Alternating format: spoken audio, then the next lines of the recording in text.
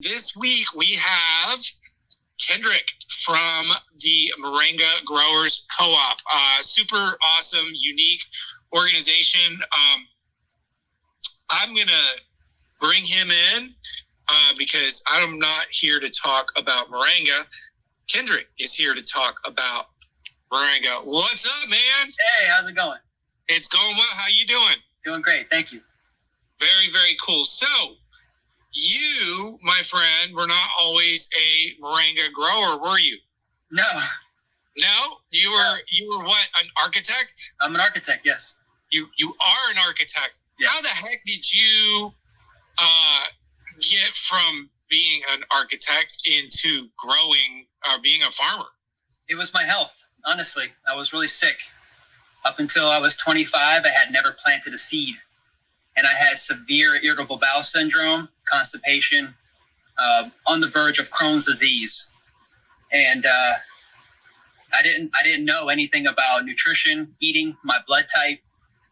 And I stumbled upon Dr. Sebi in my research. And I heard Dr. about who? Dr. Sebi, S-E-B-I.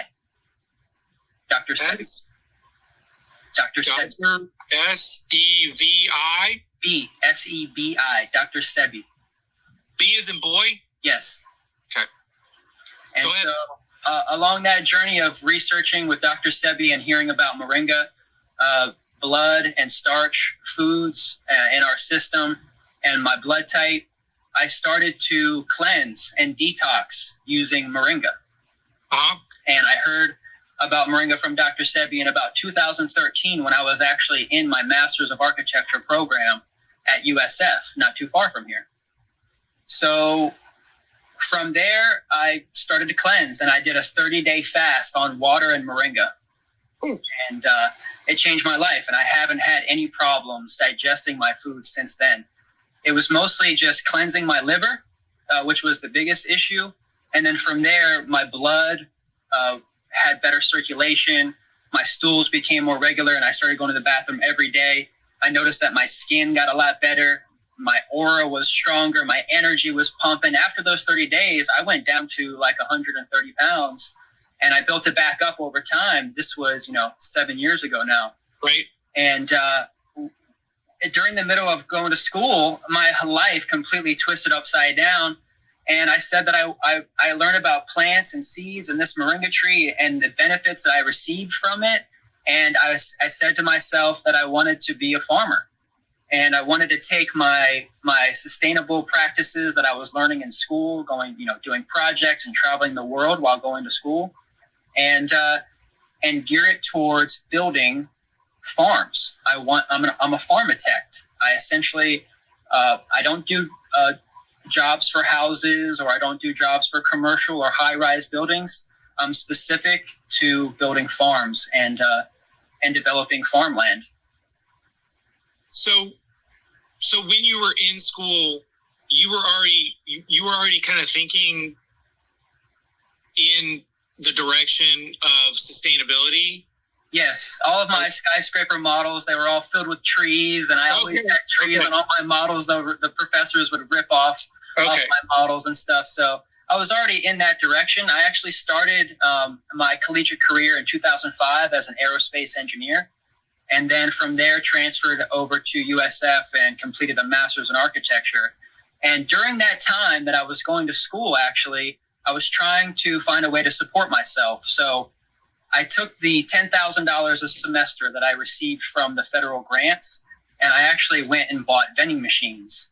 And I bought vending machines, and over the course of 4 years, I bought 31 vending machines and was making about $30,000, $40,000 a year cash off those vending machines. So that way, when I graduated college, I was able to sell that business the day that I graduated, and that's how I started the co-op, and that's how I started Numa Nursery. That's awesome. Yeah. That's really a great story, man. Finally, somebody was getting creative with those. Those were loans, right? Were they loans or okay? $10,000 federal grants. We still are working on the repayment schedule, but myself, I have not actually made any money yet because it's all been going back to the business. There hasn't been any profit, so to speak. It's all been capital going right back into the business. So I'm able to defer those loans until myself can actually earn an income and a salary off of these companies that I started. So about these companies that you started, so let's see, you finished school at USF, you got your degree. Did you do anything for a little while in that field, or? Oh yes, okay. Absolutely. I've done several years of internships. I also started a studio, an architecture studio, with a partner from school, and we took on a couple projects, a few clients. We've done a few things here and there, and it's still active. We still pick up jobs. We do odd things, furniture. And educational programs, summer schools for architecture students that are coming into it, middle schoolers, high schoolers, and so, yeah. I mean, I'm in it every day. People always ask me every day at the farmers market. They're like, Kendrick, what are you doing? Aren't you an architect? And I tell them, architecture is philosophy. It's theoretics. It's the ideas. It's the art. It's everything behind the scenes that you don't necessarily see about how and who and what is driving society in certain directions. That's all we're doing. We're ideas men and women. And so the idea of pushing, civilization to this next level, it requires really in-depth thinking. And I said, if I really wanted to make a change, if I really wanted to get into this sovereign food scarcity industry that I was really struggling with, because I couldn't find any of the foods that I wanted to eat. So during that process of cleansing and detoxing, I completely went plant-based, and I struggled finding good food that I could eat that without sugar, without refined foods, without being in a box, all those things that I wanted to eat, fresh, live, whole foods, right there at my fingertips. How can we make that more accessible to people? As an architect, I'm solving problems every day. So I have not stepped a moment away from my ultimate goal, my manifesto, everything that I think about every day. It all ties back into my main goal of architecture. So when you got out of school, you've done some work with architecture. Like, what was that defining moment? I mean, you said,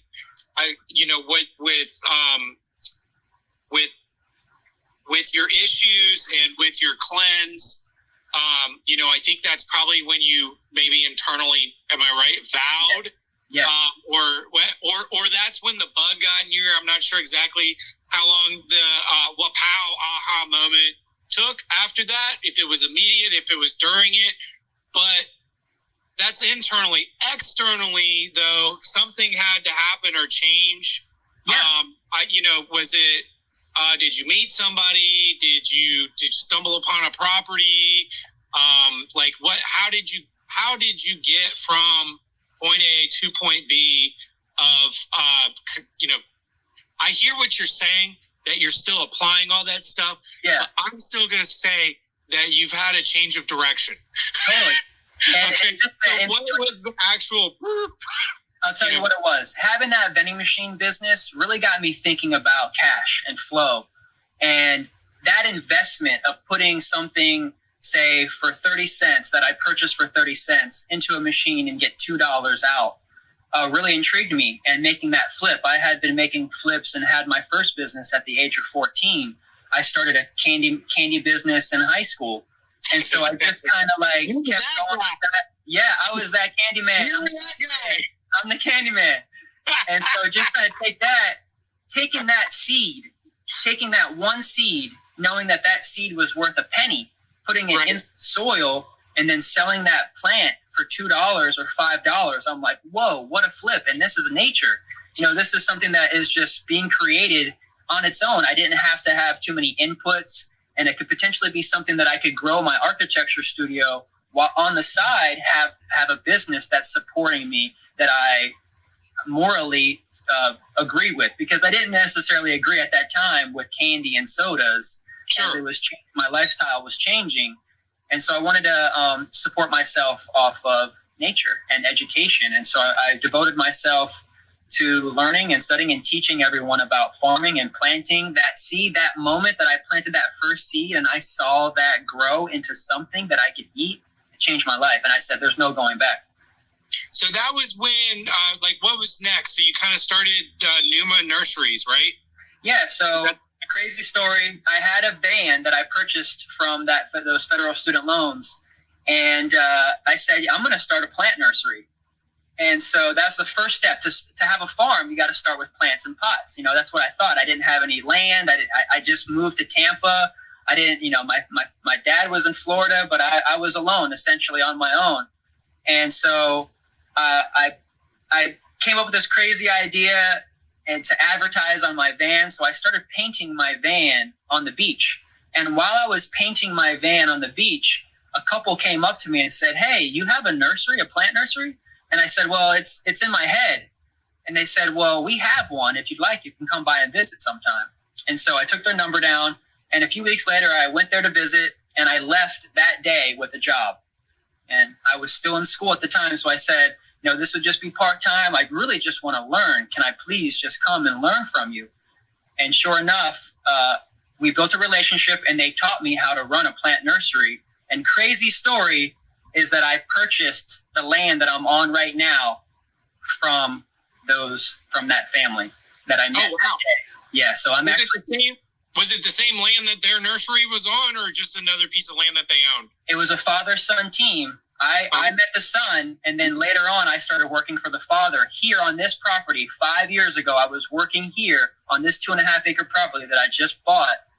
And they told me when I was working here, they said, "Kendrick, one day you're going to own this place." And this was 5 years ago. That's a great story, man. So that's new nursery.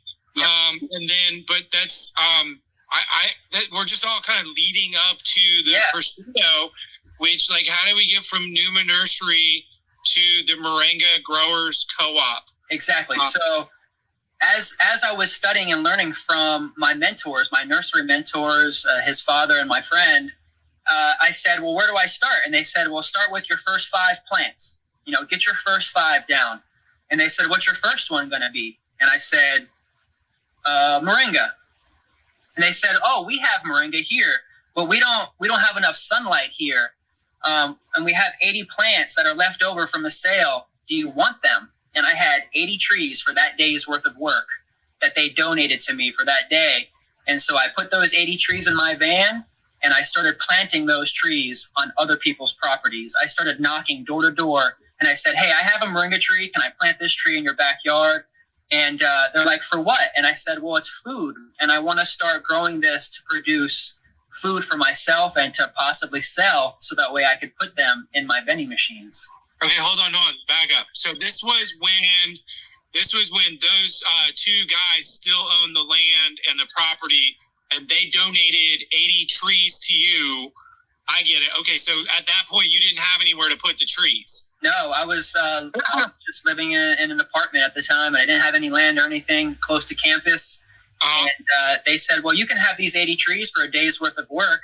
So I put those 80 trees in my van, and I started going door to door saying, "Can I get these trees in your yard?" I didn't know anybody. I just started going door to door thinking who might like it, who might want it. Little by little, I started asking around, and I'm going to school. Nobody at campus has property land, but then little by little, like, some of my peers in school would be like, "Yo, what are you doing?" And I was like, "Well, you have a rental property, right?" And they're like, "Yeah." And I was like, "Well, let's just plant some trees there and see what happens. These are the fastest growing trees in the world. I mean, in a year, we're going to have a ton of food that we can sell. We can cultivate it. We can dry it. We can harvest it. And then we can put it on the market as a powder or a tea or a capsule." And they're like, "This is crazy, man. What are you doing?" And I'm like, "Well, I'm trying to support myself." So how many of your peers at that point, because I remember being that age, how many of the people your age were just tagging along because they just wanted something fun and different to do with this crazy guy? And how many were tagging along because they really saw your vision and believed in it? I think I already know the answer, but dude, that's kind of nuts. Everybody thought I was nuts. Everybody thought I was nuts. They were like, "What is this guy doing?" And I kind of was a little bit of an outcast a little bit because I had these crazy ideas in school, and there's a curriculum that they have to follow, you know? So I broke it every day, broke the mold, changed it up every time I had a chance. And that's what I did. And ever since then, it's been on the ground running, planting these trees everywhere. Now we have 300 properties in the co-op, just in the Tampa Bay area, thousands of moringa trees every single day. As you know, I'm going out and about, going to town, I'm harvesting these trees back, and now we're bringing them back to the property here. We have a drying facility, a processing facility, and everything's blown up. It's been amazing. So that's really that actually brings up my next question.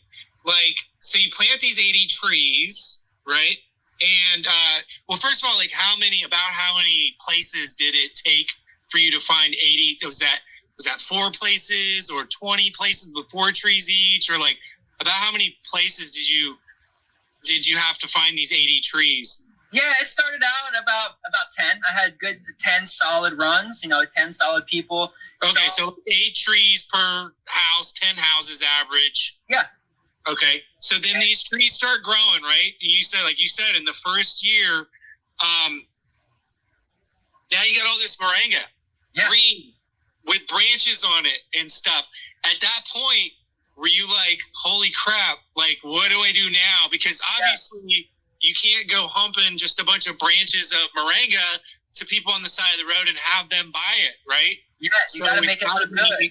You got to do something with it, whether it's dry or like, how did you get from that point? Well, first of all, were you with it enough to think about that while the stuff was growing, or did you do probably what I would have done, and that's waited until I have all this stuff and I'm like, oh crap, what do I do now? Well, luckily, my education had me in the technology world. Luckily, my business already had me in the products world, and so I kind of merged my skills that I had on the computer, pretty much making images from scratch, and I started making my own labels. And so I used that skill, and to this day, I've made every single one of my labels, every single one of my products I've made by hand. And so I started using glass bottles with stickers that I could just print out from a printer at home. I mean, we still print out most of our labels from home. And we're in stores all over the country. So, I mean, you can still manage to work from home and still have a legitimate business. So you skipped a step on me, dude. So no, that's awesome, because that would have been my next question. But like, how did you get from the stuff on the tree to what you put in the bottle? Like, you know what I'm saying? Like, did you already think it through and have this drying facility? Or were you like doing it like most entrepreneurs in your bathtub and out on your kitchen counters and stuff? It was everywhere. My roommates were kicking me out. I had to get new places to live everywhere I went. They're like, you can't be I'm stripping greens off. I'm hanging greens from the kitchen ceiling. And they're like, we can't have all this around here. And I'm like, don't breathe on this stuff, man. This is medicine. So it was wild. And then finally, I started studying, and I started traveling. And it's funny you asked that, because I spent a few weeks in Cambodia learning how to farm moringa trees using the WOOF program. It's WWOOF. And I became a moringa farmer in Cambodia. We traveled the country there in search of techniques that indigenous farmers would dry and bring their product to market. And that was the key, was the market. And I was like, wait, there's a farmer's market right next to the university. Every day I pass by it. There's a farmer's market right near school. And I said, why don't I go ahead and try to see if I can get into this farmer's market? And so that summer that I graduated from college, I started attending the farmer's market with one booth, one table, and one product on my table. And that was moringa powder, moringa capsules, and moringa tea. And that's all I had. And that's what pretty much, that day, actually, they found me. They're like, hey, well, what do you have there? And I said, oh, this is moringa.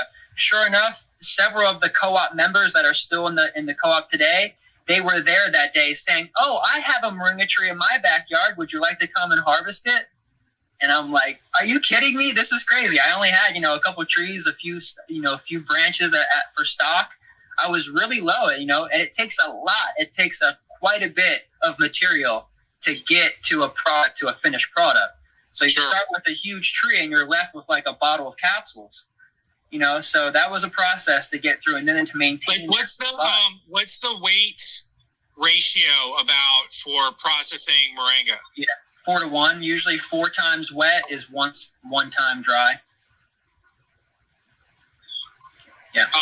And then, so you were humping it at the farmer's market. Yep, that's how I started. I started with my band. I'm assuming from there you did just more farmers markets, right? I just started picking up more farmers markets, and I actually attended a permaculture course. And while I was attending that permaculture course, I met someone in the course that wanted to essentially renovate their entire yard into a food forest.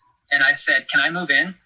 And I became the garden boy, and I essentially lived there. I managed the owner's Airbnb as I was the manager of the garden, and I established the food forest right there in Seminole Heights. It's known as Zenden in Seminole Heights. I lived there for 2 years, and it's now a thriving, beautiful food forest with over 50 moringa trees and 100 different types of food.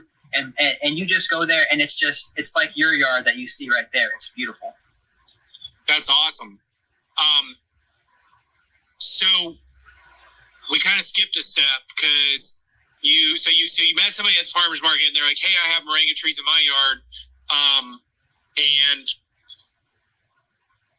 so I'm assuming at that point, like, when did it dawn on you, kind of like, "Oh, wait a second, this is like, I don't need a big piece of land, and I don't need a big farm. I can just keep going with this, planting it in people's backyards."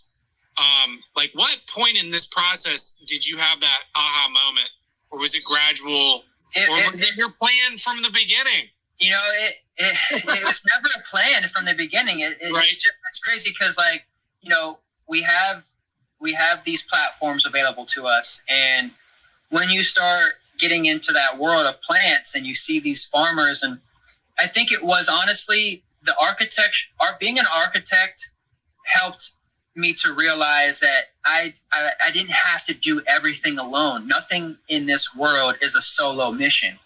And so all I had to do was have the idea and then try to educate others about this beautiful idea that I have, and then just to get them on board. But that wasn't the only thing. I don't have to recreate the wheel. That's another thing that I learned from school, is that all of the spaces that you ever see in any museum and any art gallery and everything, it's already been done before. You just have to put the pieces together. And so when I realized that co-ops already existed for seeds and swapping and then getting on Facebook groups and things like that and seeing this, I was like, wait, these people already have moringa trees growing. They should be in the co-op. And so then I would recruit people that also already had moringa trees growing in their yard, like yourself, that contacted me and saying, "Hey, I have an 8-year-old moringa tree. Would you like to come by and harvest it?" You know, it's like, that's how most people get into the co-op. And we study and we analyze the soil. You know, we make sure that it's in a safe zone and that it doesn't have any reclaimed water and it's all organic and all those things. And so everything's safe that way. And that was the aha, was just, I don't have to have my own land. I didn't have my own land. There was no way that I was going to be able to get a large enough piece of land to sustain myself, you know, at the flip of a switch. And so I just needed to use other people's properties. And so I started becoming stewards. And that's what it was too, was becoming a steward of my friend's property. For those 2 years, I realized, you know, like, this isn't mine. This is when Uber and a lot of other companies were starting, like, sharing, crowd sharing was starting to become more popular and things like that about 5 years ago. And that's essentially what started it. Was I just didn't want, I had to get started somehow. And I knew that one day, like today, that I would have my own piece of land. And now we're set up. Like, we've got thousands of trees already around town, and I don't have to wait another 2 to 3 years before I can start harvesting trees here. I can go out to the places that I've already established, and they can support me. So is the plan to plant more trees on your property? And where are you again? You're in... Yep, Plant City. Plant City, okay. Yep. And so, I mean, that's kind of the plan, or are you going to continue with kind of the co-op idea of putting more trees in more people's yards? Absolutely. And or put stuff on this property in Plant City. So you're doing both. So my property now is one location in the Moringa Growers Co-op. Okay, I got you. Right. So we have over 300 properties now in Tampa Bay, and my property is just one. It just so happens to be the headquarters, and I'm also the president and serving on the board of directors of the co-op. Gotcha. Okay. And so are you looking for more spaces, more places to plant more trees? Yeah. And what's your bubble? Like the world. We're global. The world. We're global, baby. We're going around the world. We got farmers in India. We got farmers in Mexico. We got farmers in South America. We have farmers all over the world. We have farmers in Africa. We've got farmers in California, Texas, Florida, all over. We have thousands of locations where people are just flooding our website saying, we want to be in the co-op. And so we're signing people up slowly as we get them their membership forms, and we're developing the full board of directors. I'm getting a team together right now. It's mostly about education. We have to teach everybody about Moringa first, and that's why you and I are here right now today. So, yes, I definitely want to get into that because I'm sure we're going to have people watching this video who don't know what the heck we're talking about. We'll get to that in just 1 second. I guess what I'm curious about is what are they, like, how does that work if somebody is in Georgia or Africa or the Caribbean and they're growing moringa? Are they shipping the green stuff to you? Are they processing some where they're at? Like, how decentralized is this? Very. How much is it decentralized with a centralized hub? Are they sending you stuff and you're packaging it? Or are you sending them packaging material? Are these secrets that you don't want to tell anybody? No. It's all open source. I'm just curious how this works, because it's a really cool idea. It's all of the above that you just said. It's all of that. It's literally all of that. So to break it down, let's just start with Tampa, because here we are. We have the main headquarters here right now. And think of it as like a franchise model. Each one of the chapter locations, whether it's in Brandon or it's in Bradenton or it's in Sarasota or Punta Gorda, we have these hubs where we have farmers that have more equipment and more space and more processing capabilities. And so they've asked to serve as the president of their chapter. And so we have also growers, and I have like a little bit of a display here of that, where you can see we have the main chapter hub, and then we have a surrounding area of moringa trees around that hub. And that's where these chapter locations, they each run independently, say like a franchise. Hold on just a second. Is this available on your website, that map? Yes. What's the website? You can visit numanursery.com, and that's where we have mostly everything getting going right now for the nursery. And then we also have the Moringa Growers Co-op.org, where we're getting that platform started right now. We're gathering information from farmers around the world. We have a free manual right now that you can download on both platforms, either numanursery.com or the Moringa Growers Co-op.org. And that you download that free manual, and that'll get you an introduction to the co-op. And did I spell that right? Yes, that's right. Yes, numanursery.com. That has all the information there. That's where you can access me easily. We have all the products on there, and also you can download that free manual there that'll help you introduce you to the co-op and the fundamentals, the mission, and essentially the structure and how it breaks down and how each of these chapter locations operate. So now you've got different farms, different locations around these chapter hubs that have, say, maybe 5 trees or 10 trees or 100 trees. Now, some members, they don't want anything to do with their trees other than getting that molding, So others, they want to, say, have everything to do with it. They want to harvest it, they want to dry it, and they want to sell it back to us.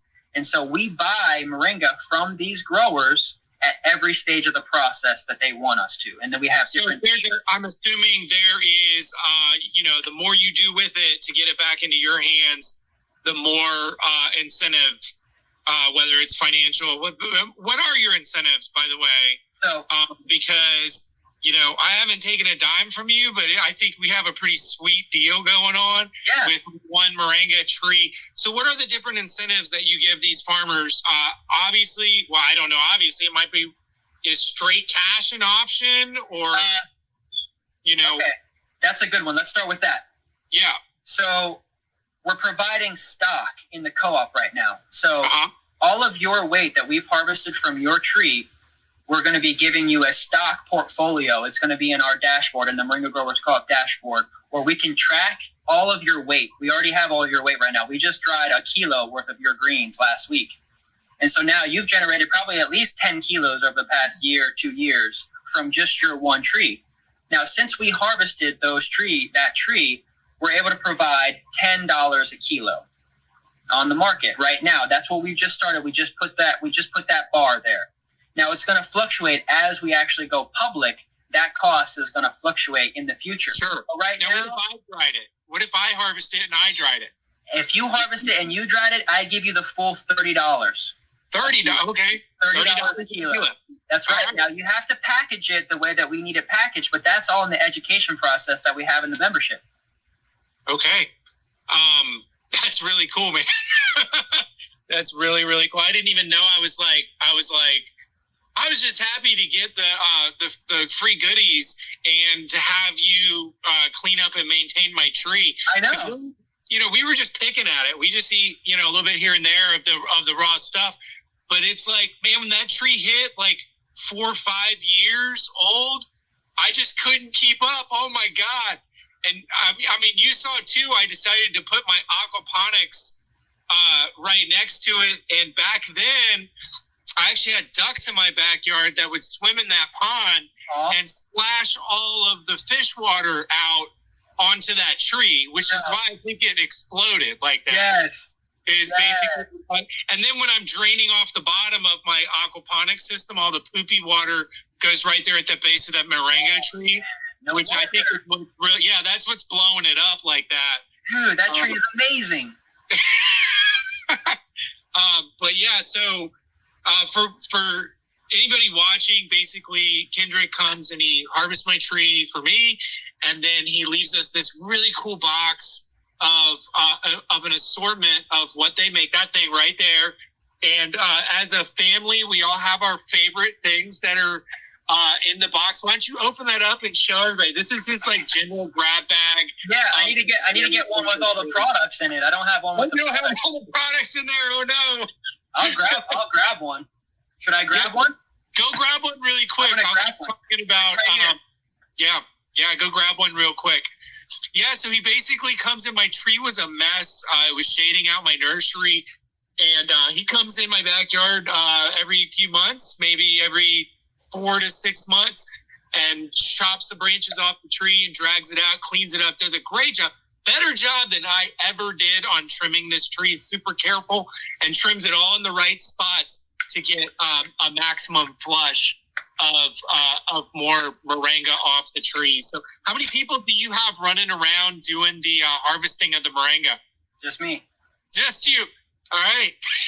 For a very short amount of time, you can get me as your personal moringa harvester, but we're building a team right now.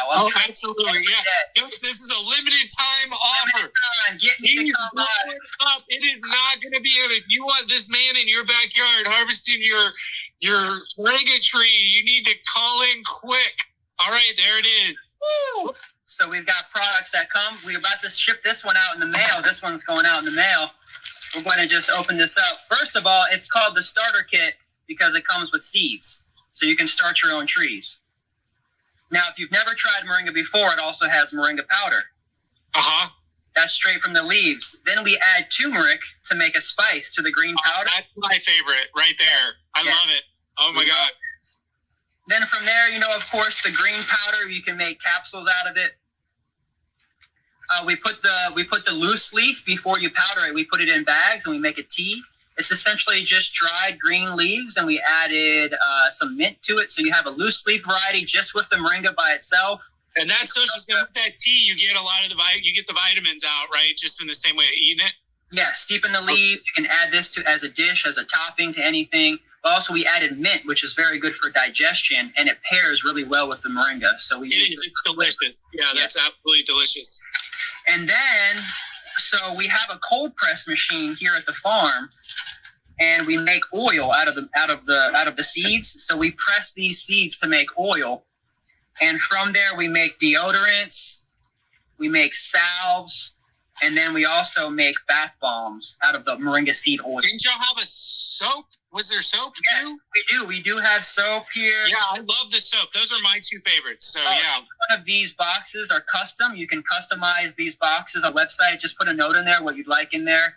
Essentially, it's $170 value for only $70. So it's $100. Is that at numanursery.com or is that okay? So that's where your store is as well, your online store? Online store. And you can even come in here, make an appointment. You can come to the farm and you can see us personally. We have people coming in, strolling in between 10 and 2 every single day of the week. Right. And just to reiterate, so you are not just buying these and repackaging them. This is the real deal, y'all. This is the real deal. What was that last thing you're about to hold up? That's my wife's. Yes, this is the extract. This is the sublingual extract that you put under the tongue. Yep. Yeah, that's what my wife uses the most. Yeah. So usually I like the turmeric powder and the tea and the soap, and she likes that oil and the dried powder that she puts in her smoothies. Yep, that's our favorites. And this box here is actually a wealth of information. This is a book in a box. So I wrote this book inside here. It has more information about Moringa and then also more information about co-ops and how we started the co-op. So why don't you open that book up and look at it and tell us a little bit about the Moringa, because we have not. Like, what is so great about it? What is it? What does it provide? What makes this thing so special? Well, it's a complete protein. And in ancient Ayurvedic texts from India, because Moringa is actually native to India and Africa, there's several different varieties of Moringa, but the one that we're talking about specifically here to eat and cultivate is called the oleifera. Ole is oil, and ifera is producing. And so it's actually the Moringa oil producing tree. And you get most of the oil production from the seeds. And what the Moringa tree produces is called a drumstick, and that's the fruit or the vegetable of the tree. And that's actually the highest prized, most medicinal part. I have one in my backyard that fell. It was when you harvested. You keep talking about it. I'm going to go grab the drumstick. I'll be right back. Great. All right. So not only is it the fastest growing tree in the world, and is it a complete protein source, but it is also very high in vitamin C. As you know, vitamin C is very good for the immune system. It's also very high in potassium. Potassium helps to build muscles. It's also very high in calcium for the bones, and it has fiber. So when you actually eat the leaf, like say in a powder form, and you put it on, say, any of your like oatmeal or breakfast dishes and your cereals, or even in your breads, and you cook it in there, you're adding extra fiber to your meal. It's helping you go to the bathroom. That's helping to alleviate toxins from your system. Every single day, you should be thinking about how to cleanse and alleviate your body from free radicals, toxins. Every time you breathe, you're detoxing. In a sense where, I should say, every time you breathe, you're breathing in toxins, right, from the environment. And you want to be able to naturally detox and pass. One of the ways that we do that, we drink liquids, we drink water. Another way is to make sure that your diet is high in fiber, so that way you're not letting the food sit in your digestive system for more than 24 to 48 hours. And that really helps to keep your body flowing, keep you from having stinky breath, and all kinds of things. Like Moringa can really help. Even if you've just never tried Moringa before, start in a small amount and see if you like it. Some people, they start with a little bit too much Moringa, and they actually say, hey, I ended up having to go to the bathroom a little bit too much. Okay, so these are the drumsticks. And you left all these in my backyard? Yeah. I saw there was a little pile there. I meant to grab it. I forgot to grab that little pile that was on there. That's okay. That's great. And so can I just eat these seeds? Yes, exactly. Here, let's eat a seed together. Well, hold on. That one's all dried up. Yeah, let's eat one together. All right, you got some water? Do you have some water with you? So you're going to chew this seed first. Yeah, it might be a little bit better. Yeah, and that's calcium. That crunch, that's calcium. That's for your bones. That's for your nails. And so the oil that's actually found in the seed It's high in antioxidants. It's high in amino acids. And then when you drink something, it gets sweet, right? Yeah, it turns sweet. So that's why they're actually a flocculant. So if you were to crush these seeds like we just crushed in our mouth, and you put them in a glass of water, what would happen, especially if the water is really dirty and murky, it would flocculate. So it would pull all the toxins from the water, and it would coagulate at the bottom of the jar. And then you could scoop the water off the top, and that would be potable water. So say you're near a river or a stream and it's really dirty, but you've got moringa seeds on you, you'll be able to filter that water naturally using just moringa seeds alone. That's interesting because I had heard that it could be used to filter water, and I always just assumed it was something with they took the bark and chopped it up and used the fibers or something. I didn't realize it was actually, flocculating the particulates out of solution. That's awesome. Yeah, it's amazing.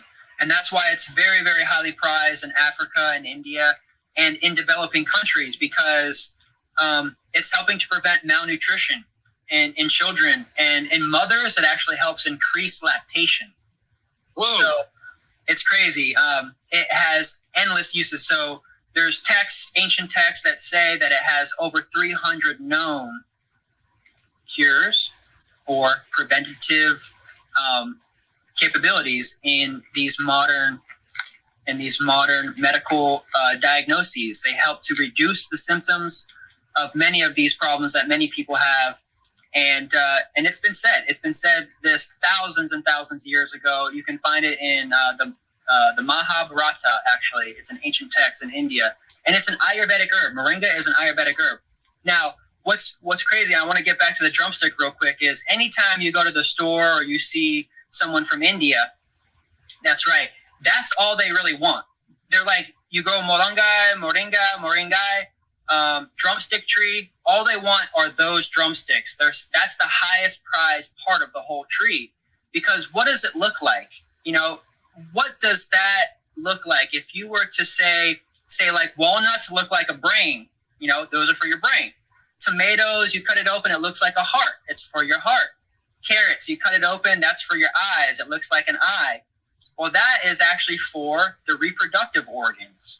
The drumstick, it has a seed inside. It's for the male and female parts. It helps to cleanse the uterus. It helps to cleanse the prostate from heavy metals. The number one killer in men is prostate cancer. Not old age. Usually it comes with complications to prostate cancer. And so what Indians, I find whenever I go to the farmer's market or anything like that, usually the guys are coming up to me and saying, hey, you got any of that drumstick? Because I need to make sure I can go back to the bedroom, because it helps with circulation. It helps with male enhancement. It helps with all of those things. I know that might be a little controversial, but test it out for yourselves. Well, it's not controversial that that's what they believe. Yeah, there's no controversy there that's what they believe. It's true. So, yeah. And you're speaking truth. That is what they believe. Good. What part are they after? Do they eat that this whole right thing? There. That's right. So when they're young and they're green and they're on the tree, they go in and talking about the drumstick, not the people from India, not when they're young. Yeah. When the drumstick's young.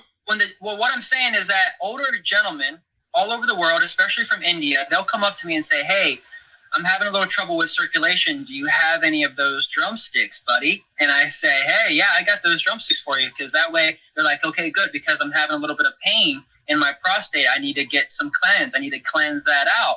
And I say, great, I'll get you some drumsticks. So what they do traditionally is they chop the young green drumsticks up into soup, and it's called sambar. It's a tomato-based soup. Essentially, you just chop those young green moringa drumsticks up, and you put them and boil them in soup. How do you spell that name? Sambar. S-A-M-B-A-R.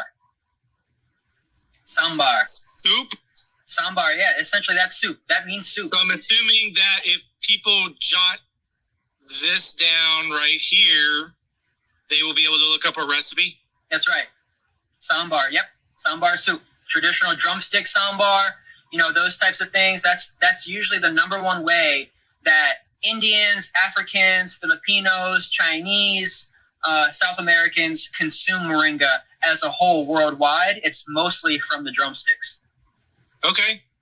Wow. And it just so happens that the leaves is a byproduct of having the tree because it was really developed for the drumstick. And now we have the most nutritional terrestrial plant in the whole entire planet. And that's the entire tree itself is edible moringa. It sounds to me like your co-op idea has this whole other area. If it's a byproduct of an already existing industry, wow. So it's like Tampa and then the rest of the world. Wow. Yeah. That's amazing. And is it for the people in India? I'm assuming, because that's where it's from, that what they are using, that it's grown there. They're not importing it. No, they produce 99% of the world's moringa supply today. They produce 99% of the world's supply of a lot of stuff. Yeah, Moringa oleifera. So, like, there's 13 varieties of moringa around the world, and the other 12 are native to Africa. So, when we say native to where, it's like, well, there might have been plants like moringa, the ancestors of moringa, on a landmass that was connected all at once before they broke off and traveled to, say, the Himalayan mountains to create India. Moringa was already there on that landmass, and so that developed into oleifera. But there's still African moringa, which has 12 other varieties. Some are short and bushy, some are tall and lanky, some are big and robust trunks that you might see sometimes in the Sahara as like these really like what do they call those rotunda, kind of like this really big, round, and then skinny at the top with a little bit of greens at the top. That's a type of moringa tree, and people don't even realize that they may look at Africa, photos of Africa Sahara, and that's a type of moringa tree out there. What about the leaves? I mean, like, so I'm assuming that how do you pronounce it again? The one that you grow? Oleifera. Oleifera. Yeah. I'm assuming that one, because you said that one is grown and cherished for its oily seeds. That's right. So I'm assuming the other varieties don't have as much oil in the seeds. That's right. What about the nutritional content of the leaves? Have you done any studies or know anything about that? Or and this has all been found by medical universities, and everything here that I'm saying is proven. I'm not a doctor by any means. I'm not a scientist, but it's all already been out there, and that's why I really, when I found this and I saw what this has already been said, it's already been done. I'm not going to be saying anything that's going to get me into trouble or anything like that. This has already been proven. This stuff is you mean you're not reinventing the wheel? No, and I'm not even saying anything that's controversial in a sense. Right. There were some things that I was like, well, maybe I should start with this, and I was like, nah, that's not even as, it's not even as well known. But when I really, really got into the science of moringa, I mean, it's abundant. The leaves, the drumstick, but also the seeds. When you eat the seeds, you press the seeds for oil and you consume that oil. You put that oil on your skin, your hair, your nails. It helps with cuts and bruises and infections. It's antibacterial, antimicrobial, antifungal. And this is including with the leaves. The leaves are also naturally, they help cleanse heavy metals from the body. So same thing with the seeds. All of them pretty much have the same kind of constituent properties, and they just, are a little bit different depending on, because even as an example, you were talking about the extract. A lot of people get this bottle confused with, say, an oil. And they're like, hey, how much is the oil and what does the oil do? And they're like, well, what's the difference between the oil and the extract? We derive the extract from the leaves, and we use alcohol. We steep the leaves in alcohol to get the pure benefits of the leaf extracted. So that's a tincture. This is essentially a tincture, yes. Okay. And gotcha. then the oil is a cold press. That's literally just a machine pressing the seeds and pressing the oil out of the seeds. It's not extracting. I guess you could call it a form of extraction, but it's a cold press. And And so you're actually just getting the straight oil from the seeds. Like if you were to take one of these seeds and just press it with your finger, just go in. So like the oil part is actually inside here. This little white thing that's inside, that's actually where the oil comes from. The oil is really from in here. And so when you press this, even with your hands and your fingers, and you squeeze that, you'll even sometimes see a little bit of oil on your hands. And that's we have to press 1,000 of these seeds to get 1 to 2 ounces worth of oil. Holy crap. Yes. Wow. Yeah. Man, that almost makes it, those guys who are eating the drumsticks green, it almost seems like a huge waste, but I hope it's really good for them. It's amazing. I hope it does what they think it's going to do. Oh, yes.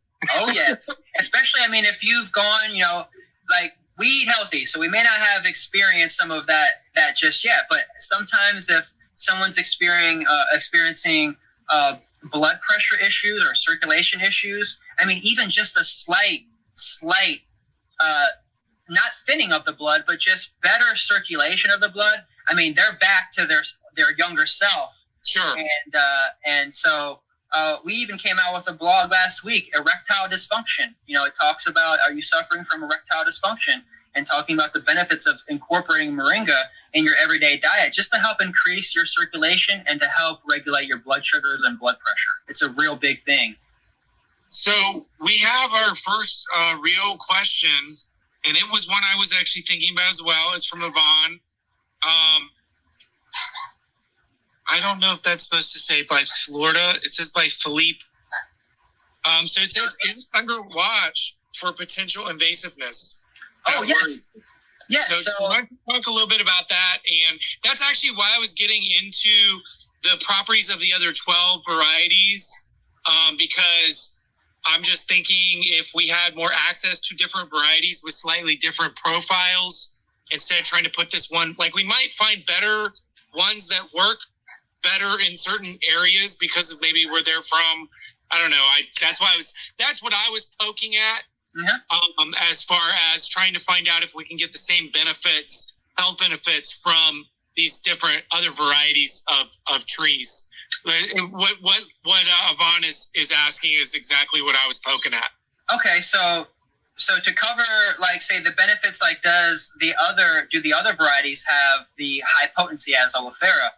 And that's what oleifera was developed for over thousands of years by man, to be such a high potent plant. And so, given the natural environment that it's in, say like in Africa, I don't really know. I haven't done much more research other than the oleifera itself. I'm excited to get into the other parts of moringa because I've really just touched the surface just in the last couple of years. Right. But let's go into that invasive property that we were talking about, because that's a big one that we get all the time, especially with, like, say, the Florida herbalists and the Native Plant Society of Florida. And I totally agree. It's all about safety and numbers and making sure you're planting these in residential areas or places that you can keep it contained in a sense. But the reason why it's considered an invasive plant is because it has wings on its seed. And so as long as you have a winged seed, you have to classify that as potential for spreading from the tree. And so if it has a potential of being able to be flown in the wind and spread away from the main tree, then it could be considered invasive. And what would happen if the state of Florida declared it an invasive plant, to where nurseries and farmers would actually have to register all of their trees? Well, guess what? We already are a step ahead of the curve. We're already been in conversation and talks with the state of Florida. And as long as we're tracking and managing and monitoring all of our moringa trees in the co-op, then that's safety in numbers, and we have the support of the state of Florida in that way, because the state of Florida already is growing millions and millions of moringa trees, and they're making billions of dollars off of this industry because it is a cash crop. It is the fastest growing tree in the world. You can grow it as an annual, and they're growing it all over the world. And for instance, if you want to talk real invasive, you really want to get down to it, 90% of all of those plants that you're growing in your backyard, they're not native to North America. No, not at all.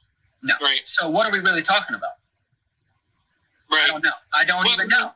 I think you hit on the head. Is that the best thing you can do to get in front of it is to buddy up with the state of Florida, because I mean they can do their studies where they're at, and they're still going to be way more limited, I think, than you maybe letting them in on. You have more trees in more places, more different environments around Florida than if they had a couple farms down in Balm or wherever their farms are. They're not really studying. I just think you have more variables available. Yep. To them and for their research. So are you thinking it is they're keeping an eye on it for invasiveness strictly because the seeds are winged, or did they see something else going on with the tree or with the plant, or do you not know? I know that politics play a big role in this game, in this money game. Florida is a very high agricultural state. Yes. It focuses mostly on its ag, and there are already big money being made here. And if you're talking about bringing in something else that's going to be taking money away from an already existing industry, they don't want it. I mean, we're bringing in billions of dollars worth of revenue, but it's something different. And you know how hard it's been to get off of coal and oil. I think there's if we want to get our tinfoil hats on, I'm gonna start keeping a tinfoil hat whenever I do these interviews next to me, because about every other one I get into something where I'm like, if I were to get my tinfoil hat out, I'm gonna actually have one. I'm gonna put it on. Yes. My tinfoil hat theory is that it is not just the state of Florida. There's somebody behind the curtain that nobody ever talks about, and those are the cog in the wheel that has to do with distribution of in other words, I don't think it's the farmers, I don't think it's the state.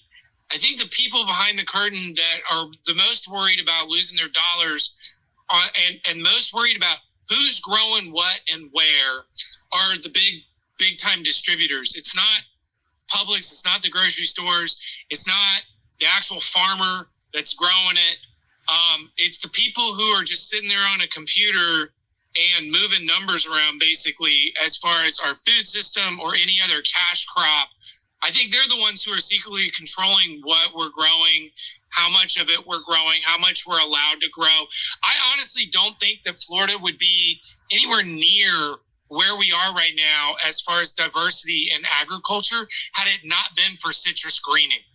I think citrus greening actually helped us. I think that's one of the reasons why we have more mangoes that are more frost tolerant. Yeah. And it's one of the reasons why we have more peaches that are more heat tolerant. Had it not been for citrus greening, I think you'd still have just acres and acres and acres and billions of acres or however many acres of citrus all around the state. I don't even think we'd put hemp legal at this point if it wasn't for citrus greening. You know, it's funny you say that Florida citrus. Citrus is native to Asia. So what are we really saying here? Right. Yeah. I don't understand it. Where are you from? I'm European. I'm not from Florida or from here. Well, I know their concern with invasives is it doesn't just have to do with the fact that it's not here. It has to do with the fact of if it gets out, how aggressive. Where? We don't have anywhere that's not touched. Right. There's no more land that has not been touched. There's no wild. Florida was leveled in the 1800s. Everything is parceled out. Everything is taken and accounted for.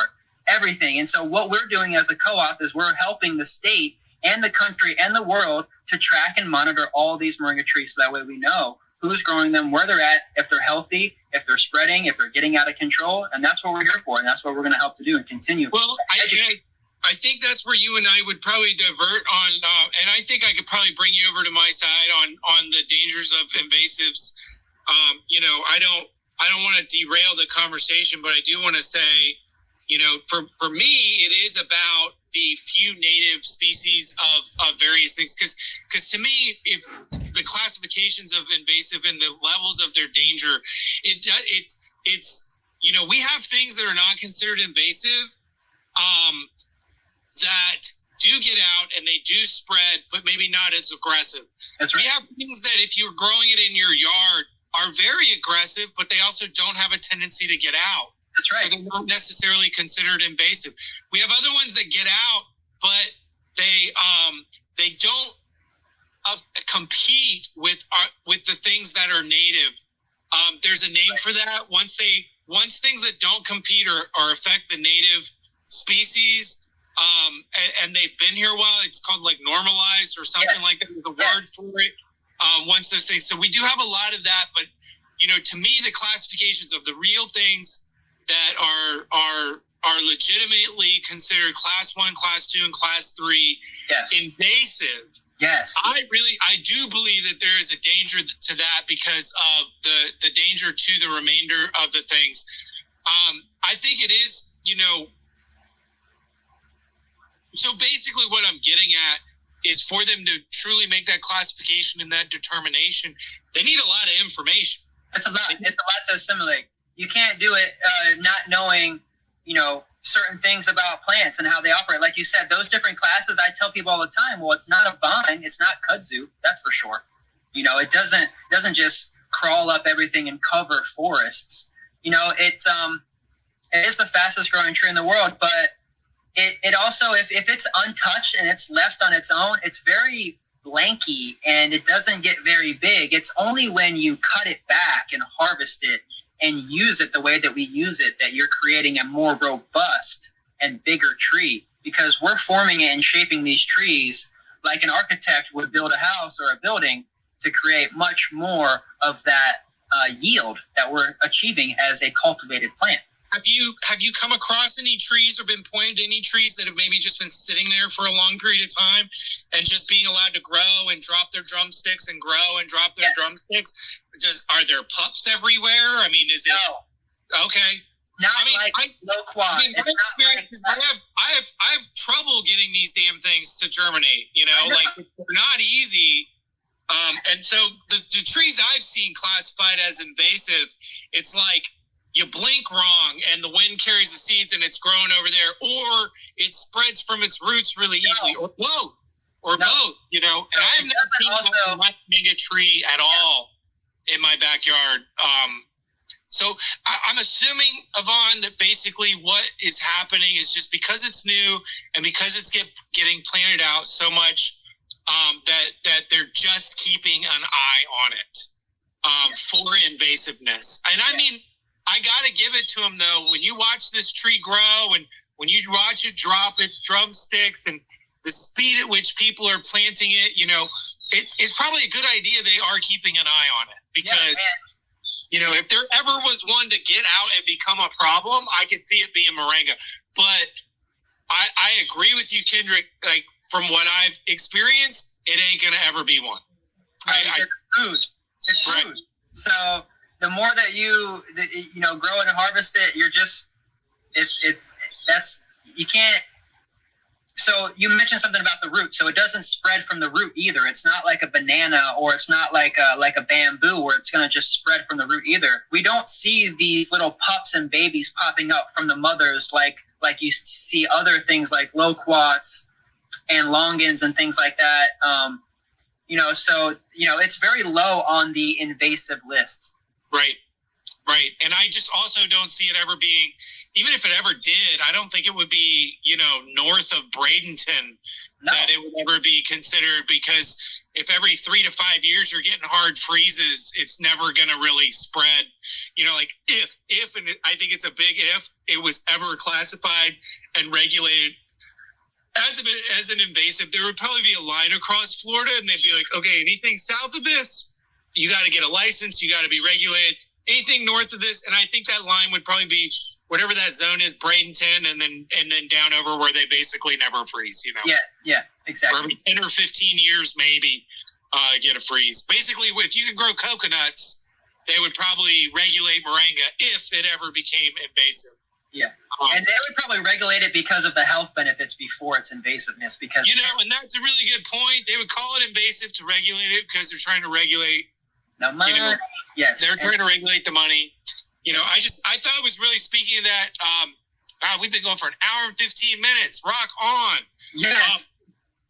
I thought it was really interesting. Where, speaking of the money, in the state of Florida, the year that the legalization of medical marijuana first went on the ballot, I'm sure you might not have been here, but the wording of it was all screwed up.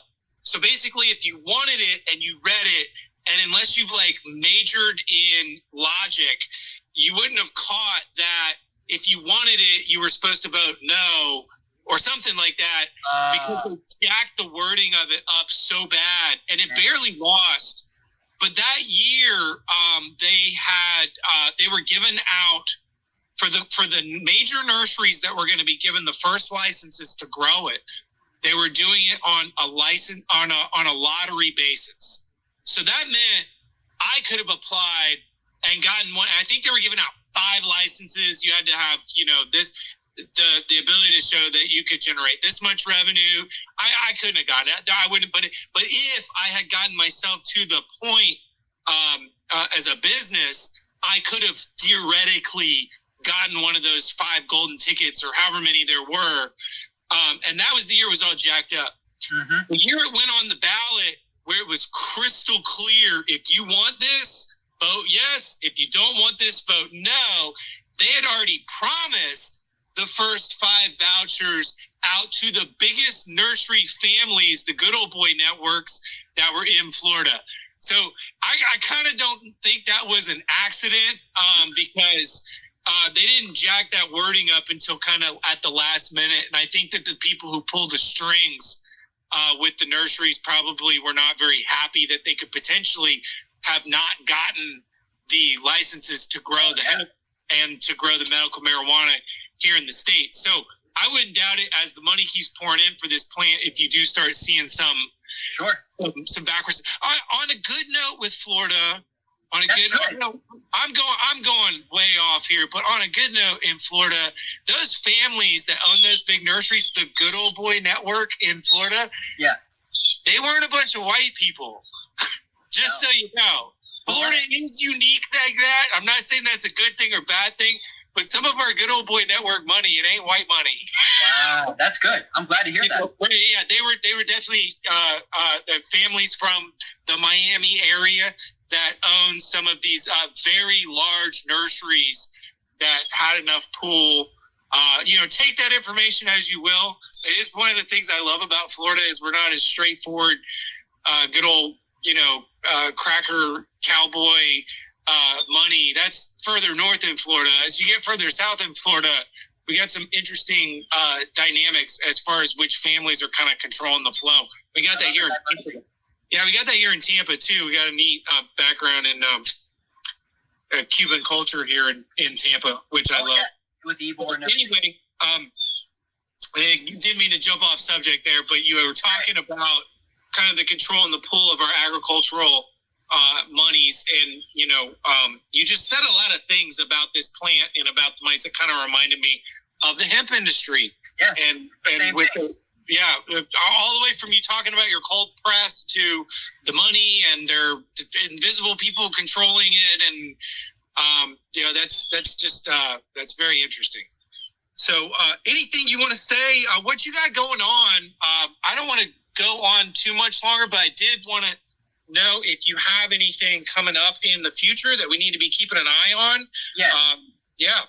So this Saturday, October 3rd, we're having our first farmers market here at Numa Farms on the 2.5-acre property in Plant City.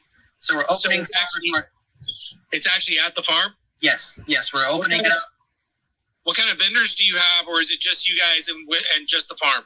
Right now, it's just ourselves. We've reached out to several vendors. They're going to get back to us. We have a few events scheduled. We have pretty much a schedule between 9 a.m. We're going to have a free donation-based yoga class. Yeah. And so at 9 a.m. you can come. We'll have yoga back here on some of the ground cover, and we'll just sun-sal before the event. And then starting at 10 a.m. to 2 p.m., we have a few things planned. We're going to talk everything Moringa. We're going to have a workshop about Moringa. I'm going to essentially just have have our products out, and we're going to talk everything Moringa, the products, how to grow, harvest, package, and possibly start your very own Moringa business, and how you can make $100,000 potentially 1 year growing moringa. So you were calling it a farmer's market, but I'm hearing what it is actually right now is an educational moringa party. It's starting up. It is. We're going to party. It's the moringa party. We're going to do the moringa. Definitely. But in order for us to run, we have to walk. And I have to show people that this is where they want to be on Saturday morning, especially with everything going on. I haven't been to a farmer's market since March. I don't even know. A lot of the vendors have gone out of business. Right. So it's like, I just wanted to get it out there. We're saying that it's a farmer's market because we want to attract all of our friends that we've been at the farmer's market for over 5 years now. And we're going to bring them around here because as soon as we said it, we've already got the whole entire state saying we're coming from Orlando, we're coming from Miami, we're coming from Tallahassee, we're coming from all over the state are just going to come here and we're going to talk moringa. And it's going to be because this is a farm. Like this is the moringa farm. This is the moringa hub that we're starting here in Plant City. And we actually have several co-op locations with hundreds of moringa trees in the neighborhood here already. So it's one of the reasons why I was really happy to get here into Plant City. Of course, a long history of Plant City with the strawberry industry. And we're also going to be bringing in moringa. How many acres you got there? 2.5. 2.5 acres. That's awesome, man. That's great. Well, Kendrick, thank you so much. I'm going to touch base with you probably around the holidays and see what's going on. This is exciting. I think you see a real clear path for what's to come next, but I also have a really strong feeling, I think you do too, that you got some surprisers coming your way as well. Yeah, and I can tell you're the type of guy who can really take the blow in stride. And yeah. I think you got some cool stuff coming your way that you've planned on. I think you got some cool stuff coming your way that you don't even know about yet, man. I can definitely see that. This is super exciting. Thank you so much for being on with me. Everybody who is just tuning in or watching this on record, I am live every Wednesday at 5:30 on Facebook at whitwamorganics.com. I'm sorry, facebook.com/Whitwam Organics. I also have a YouTube channel that I promise I will be putting some unique content on here eventually, and maybe even one day won't be on Facebook as much and will be just exclusively broadcasting live onto the YouTube channel. But I know there's a lot of people out there for differing reasons who might not want to be on Facebook so much over the next couple of weeks because it's going to be a real shit show. But so I do have I'm simulcasting right now to YouTube. So if you don't want to be on Facebook, you can still tune in and watch and ask questions and talk to me. Every other week I have a guest on. And so every other week I'll just be talking about a garden topic or something that I found to be very interesting. Thank you so much, Kendrick. I really appreciate your time with us today. And happy growing, man. Thank you. Prosperous growing. Peace. All right, peace.